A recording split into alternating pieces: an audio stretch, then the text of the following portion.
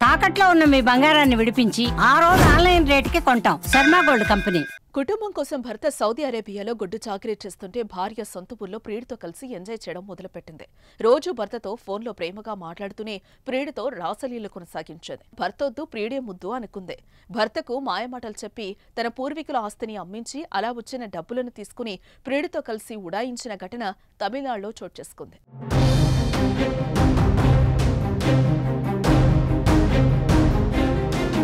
తమిళనాడులోని కన్యాకుమారి జిల్లా విల్లుకురి గ్రామంలో జెంజమిన్, సునీత దంపతులు. వీరికి 2016లో పెళ్లైంది. అయితే పెళ్లై చాలా ఏళ్లు గడుస్తున్న వీరికి మాత్రం సంతానం కలగలేదు. ఇదిలా ఉంటే జెంజమిన్ సౌదీ అరేబియాలో ఉంటూ భవన నిర్మాణ పనులు చేస్తూ ఉండగా సునీత సొంతూరులో ఉండేది. ఈ క్రమంలో ఆమెకు సైజో అనే వ్యక్తితో పరిచయం ఏర్పడింది. ఆ పరిచయం కాస్త వివాహేతర సంబంధానికి దారితీసింది. దీంతో ఒకరిని వదిలి మరొకరు ఉండలేకపోయారు.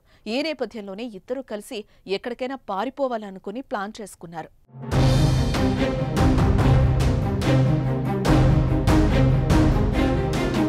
ఇక అనుకున్నట్లుగానే పారిపోవడానికి ముహూర్తం ఫిక్స్ చేసుకున్నారు. కానీ ఎక్కడికైనా వెళ్లి కొన్ని రోజులు బతకాలంటే డబ్బులు కావాలి.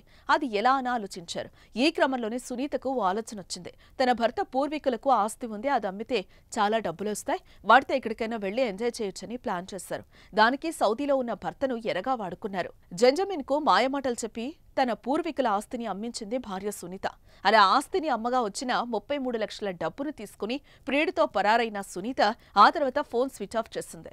ఇక నెల రోజుల పాటు భార్యకు ఫోన్ చేసినా లిఫ్ట్ చేయకపోవడంతో సౌదీ నుంచి ఇంటికొచ్చిన జెంజమిన్ విచారణ చేయగా అసలు విషయం బయటపడింది. ఈ విషయం తెలుసుకున్న భర్త మనస్తాపం చెంది సెల్ఫీ వీడియో తీసుకుని ఆత్మహత్యకు పాల్పడ్డాడు. తన చావుకు సునీత, ఆమె ప్రియుడు సైజు, ఆమె సోదరి షీలా కారణమని సోషల్ మీడియాలో పోస్టు చేశాడు. ఇందుకు సంబంధించిన వీడియో సోషల్ మీడియాలో వైరల్ గా మారింది. కేసు నమోదు చేసుకున్న పోలీసులు సునీత, ఆమె లవర్ కోసం గాలిస్తున్నారు.